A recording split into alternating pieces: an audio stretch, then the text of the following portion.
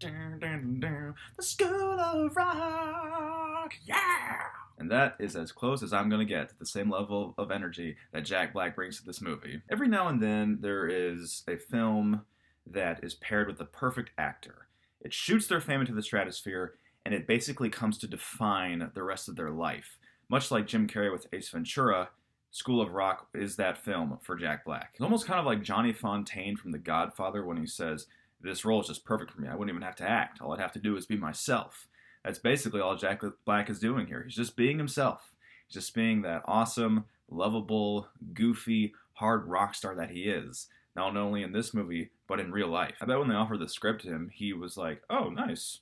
I just get to live who I am for a few weeks." Jack Black is the obvious standout strength of this film, but another strong part that I feel like doesn't get enough attention is the screenplay. A good screenplay will grab your attention right off the bat, and it just holds it there beat by beat by beat until it builds into a steady crescendo into the ultimate climax of the film.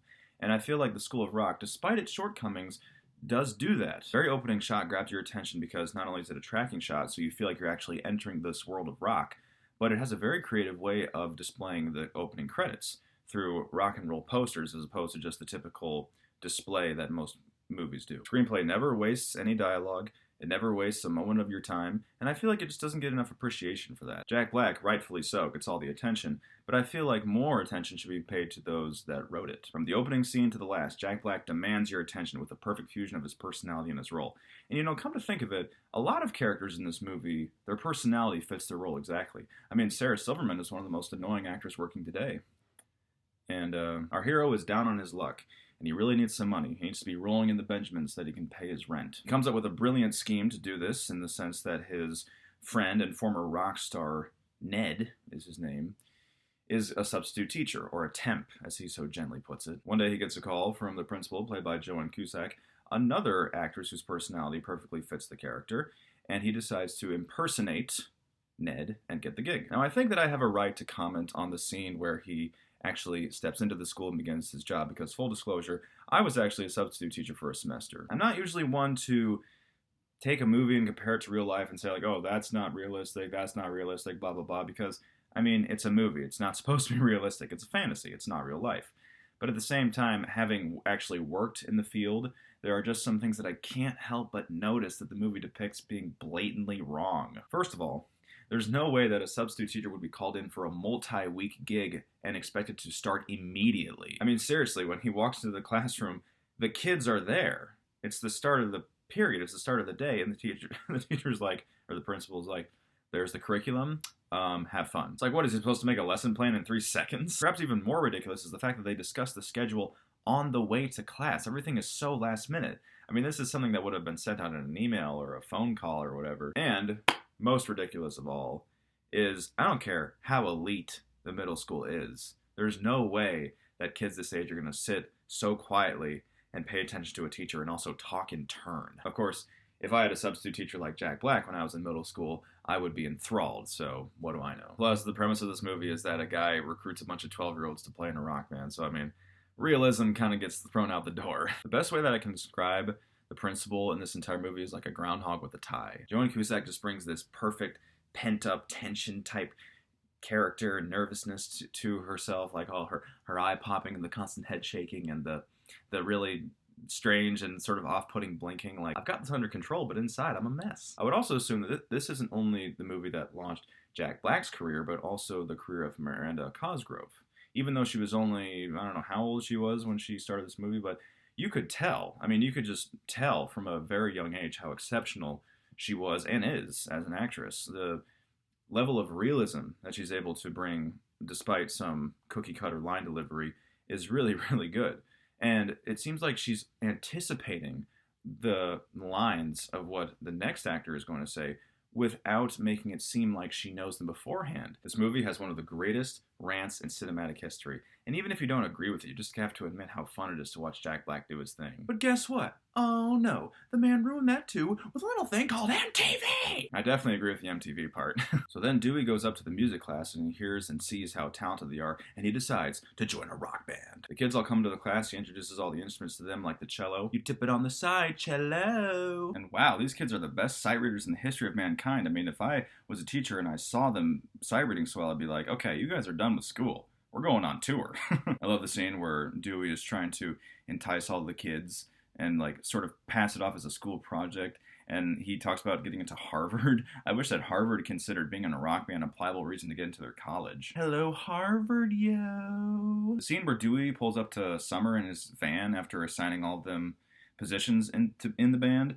Was anyone else getting some serious Michele Moroni vibes? This movie is just packed with scene after scene of pure fun. The one when they're talking about influences, that's another scene that I lean towards whenever I find out that someone hasn't ever heard of Led Zeppelin. Jimmy Page, Robert Plant, ring any bells? Also, during my days in high school, I would definitely not have minded a rock appreciation and theory class. Dewey calls himself the El Capitano of the band, which the other bandmates seem to mind a little bit, so they ask him to sing his song.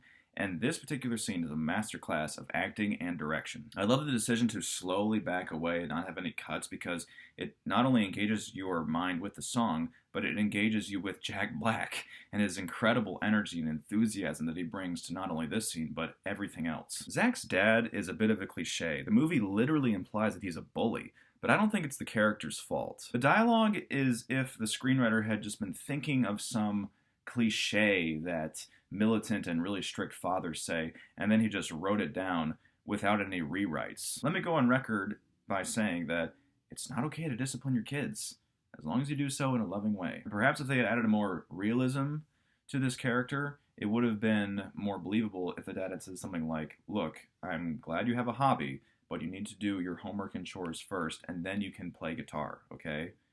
And there's nothing wrong with that. So then we get to great scene number 12, or whatever, I've lost count, where Dewey is asking the kids to kind of tell him off in order to get their anger pumping and make a really great rock song that will stick it to the man. I love how he kind of takes all these insults in strides, and yet the one comment that actually kind of makes him stop and consider, wait, am I actually really that way? Is Lawrence's quote, beautifully delivered by the actor. You're a fat loser and you have body odor. He was just like, oh. Am I? Nice job, man. Good insult. Keep it up.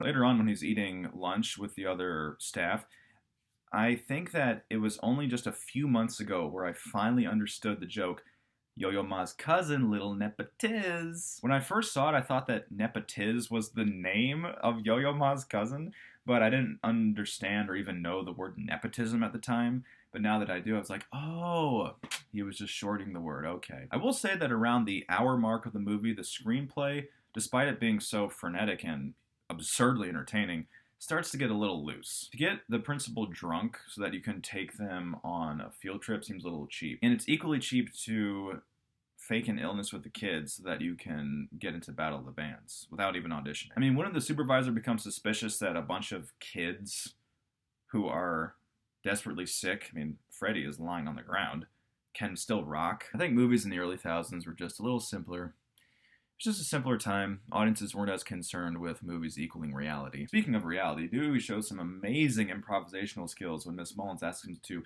show her his method. I really hope that Jack Black actually made this up on the spot.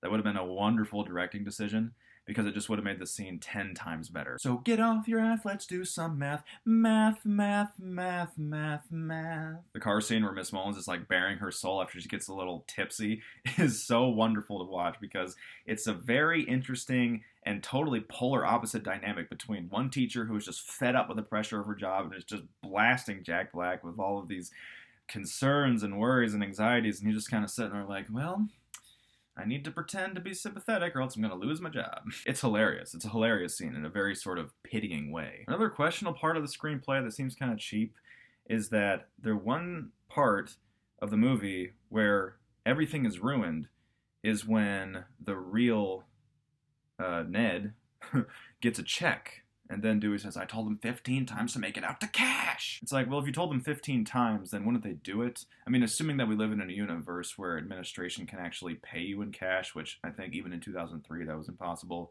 So perhaps it's not as ridiculous as I'm making it seem, but at the same time, it's just like it's presented as a simple error that changes the course of the entire film.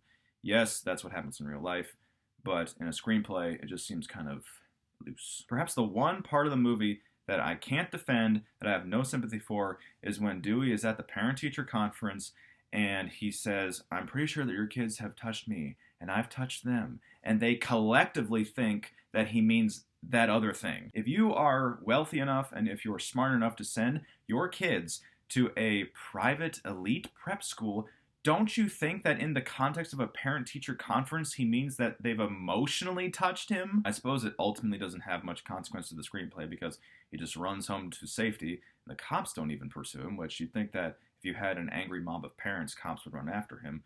But it still just makes me angry every time I watch it. But then we start to get the brilliant build-up to the ultimate climax of the movie. The bass line kicks in, the kids get on the bus, they go over to his house, and Ned slams the door on his girlfriend, and they drive away to the Battle of the Bands. I have a petition here to bring back Spider's leather sleeves back in style. Does anybody want to sign it? Anyone? Anyone? This scene is unadulterated, transcendent fun. To describe it to you would be a disservice to you. Just go watch the movie. Go watch it. More than that, it shows the power of music and how it can bring people together. The parents shove their way up to the front. They're just ready to eviscerate Dewey and everything that he's done to their kids. And then they see the wonderful talent of all their children and everything that Dewey has done for their kids.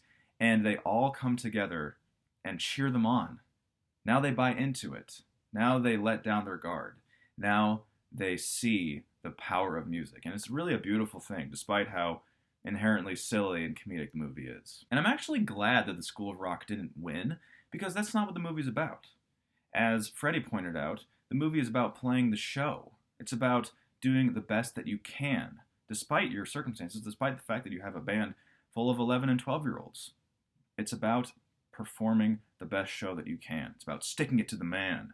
And who cares if No Vacancy won? The crowd's on your side. They want School of Rock to win. Which segues into the best post-credits scene of all time, where now they've established a School of Rock, and it's assumed that's how they make their income now, so all is right with the world. And I actually kind of appreciate the fact that they broke the fourth wall. I can definitely see how that would annoy some people, but breaking the fourth wall, to me, lends even more credibility to it, because you think, oh wow, it's like Jack Black formed a band in real life, and it lends even more authenticity to his character. So this movie has an amazing screenplay, and it would be nowhere with the awesome and amazing Jack Black. And I'm so glad that he decided to participate in this movie, so that it rocketed his career into superstardom and turned him into the star that we know today. The kids are really good actors with a few exceptions. The screenplay is fun. It's just a great movie to watch, whether you're by yourself or with friends. I'm going to give this one a 9.1 out of 10. Yeah, why not? Give it a little extra decimal. So have you seen School of Rock? If you have, what are your thoughts about it? Or what's your favorite Jack Black movie? Whatever it is, let me know down in the comments below. Thank you so much, everybody, for watching. I truly appreciate it, and I'll see you on the next cinematic adventure.